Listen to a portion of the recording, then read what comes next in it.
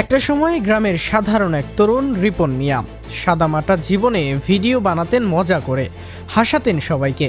আজ সেই ছেলেটি সোশ্যাল মিডিয়ার তারকা, লাখো ভক্ত, বিজ্ঞাপনের মুখ। নামটা এখন ঘরে ঘরে রিপন ভিডিও। কিন্তু জনপ্রিয়তার এই আলোয় যখন ঝলমল করছিল রিপন, তখন তার নিজের বাবা মা যেন হয়ে গিয়েছেন ছায়ার মতো অচেনা।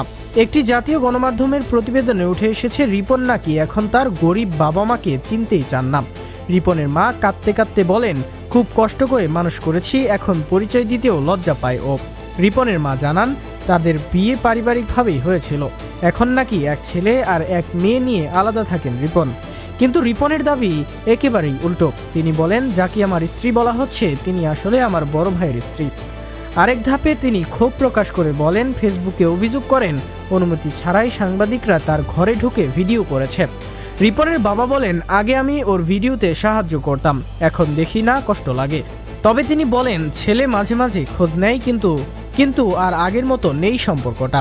এমন খবর প্রকাশের পর মুহূর্তেই ছড়িয়ে পড়ে তোলপাড়। নেটিজেনদের কেউ বলছেন খ্যাতি মানুষকে বদলে দেয়, আবার কেউ বলছেন মিডিয়ায় হয়তো গল্পটা বাড়িয়ে বলছে। কিন্তু সত্য যাই হোক না কেন, যেই ছেলে কোটি মানুষকে হাসায়, তার নিজের মা আজ শুধু কাঁদছেন। খ্যাতির ঝলকানিতে হারিয়ে গিয়েছে এক মায়ের ছেলেটা রিপন মিয়া।